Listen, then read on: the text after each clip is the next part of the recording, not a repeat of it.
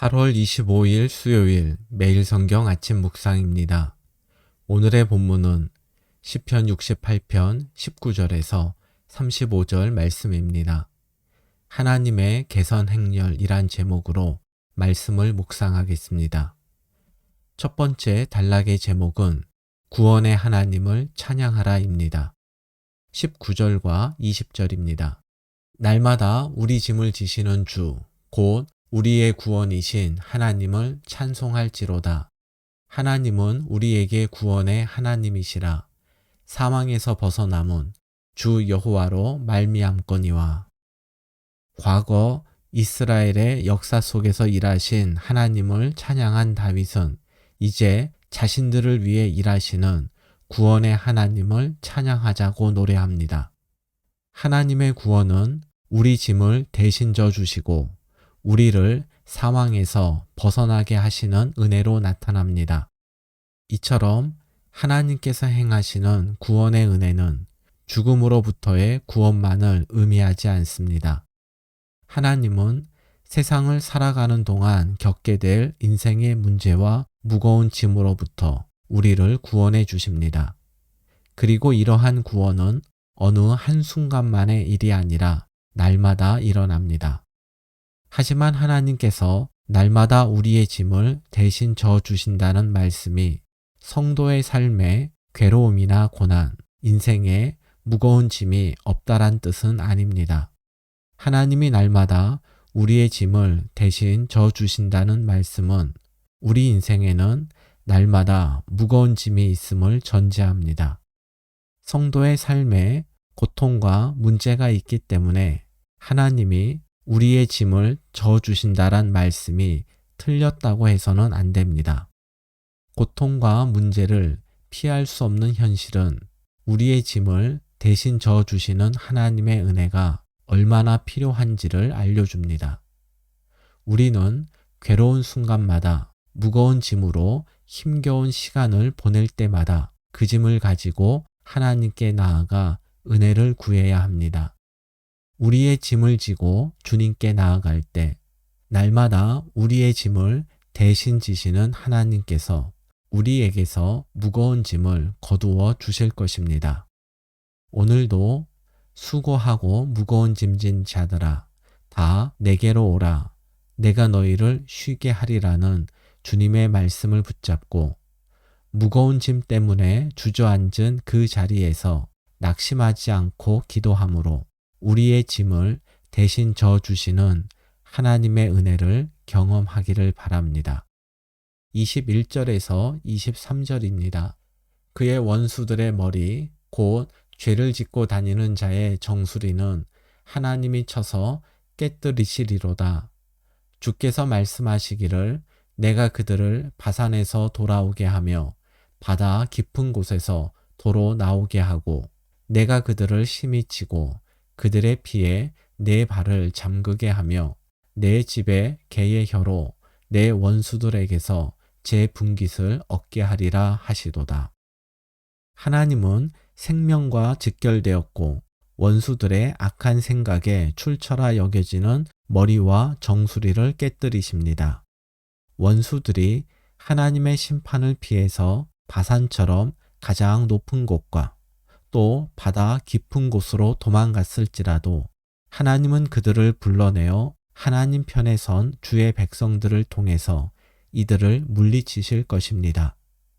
이처럼 하나님께서 원수들을 확실하고 철저하게 심판하신다란 말씀은 하나님께서 우리를 죽음에서 구원해 주시고 우리의 짐을 대신 져 주시는 구원의 확실성을 강조합니다.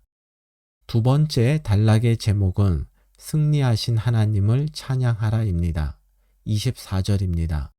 하나님이여 그들이 주께서 행차하심을 보았으니 곧 나의 하나님 나의 왕이 성소로 행차하시는 것이라. 24절과 25절은 승리자 하나님의 행차를 노래합니다. 24절 앞부분에 나오는 그들이 주께서 행차하심을 보았다란 표현은 죽어가는 하나님의 대적자들의 시선을 말합니다. 죽어가는 하나님의 원수들이 마지막으로 보는 것은 승리하신 하나님의 개선 행렬입니다. 24절 뒷부분에서는 하나님 편에 선 사람들이 하나님의 개선 행렬을 보면서 자신들의 짐을 대신 져주신 하나님을 나의 하나님, 나의 왕으로 고백합니다. 원수들이 보는 하나님의 개선 행렬은 자신의 패배를 보는 것이고, 하나님 편에 선 사람들이 보는 하나님의 개선 행렬은 바로 자신의 승리를 보는 것입니다. 25절입니다. 소고치는 처녀들 중에서 노래 부르는 자들은 앞서고 악기를 연주하는 자들은 뒤따르나이다. 25절은 출애굽기 15장 20절에 나오는 이스라엘이 홍해를 건넌 후 모세의 누이 미리암이 소고를 치며 여인들과 함께 춤추는 장면을 떠올리게 합니다. 26절과 27절에는 하나님의 행차를 따르며 찬양하는 네 지파가 나옵니다. 이들은 남쪽의 두 지파와 북쪽의 두 지파로서 남쪽에서 북쪽에 이르기까지 모든 지파가 하나님을 찬양함을 상징적으로 표현한 것입니다. 홍해를 마른 땅으로 건넌 이스라엘은 자신들의 짐을 대신 져주시고 사망에서 생명을 건져주신 구원의 하나님을 찬양했습니다. 그리고 이 찬양은 다윗과 이스라엘 온 지파를 통해서 재현되었습니다. 이제 하나님을 향한 다윗 시대의 찬양은 우리들을 통해 재현되어야 합니다.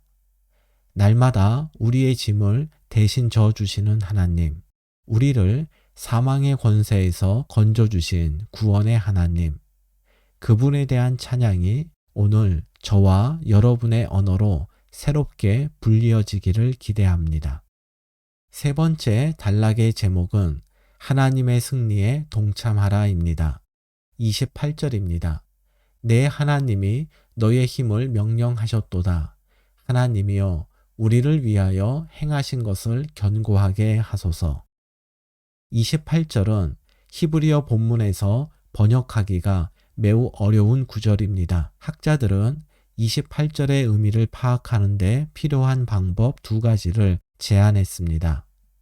첫째로 새번역 성경처럼 히브리어 본문이 의미가 통하도록 단어 두 개를 바꾸어 번역하는 것입니다.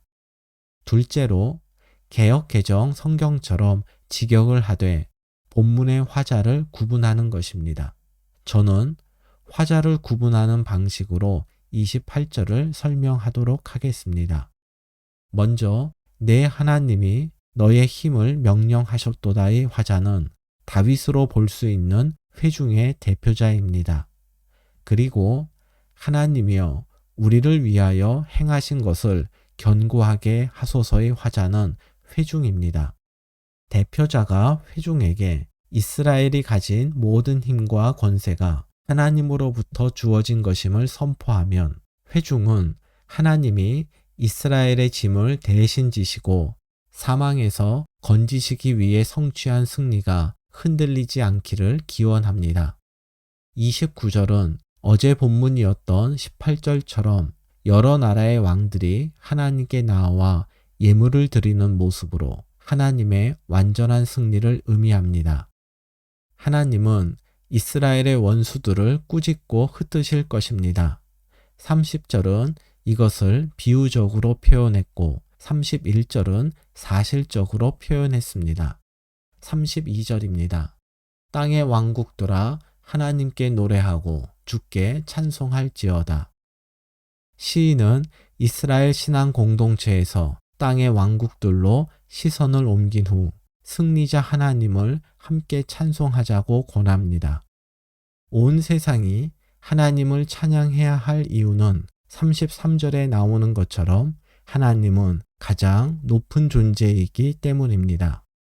34절은 하나님의 임재 앞에서 우리가 해야 할 일이 하나님의 능력을 선포하는 것임을 알려줍니다.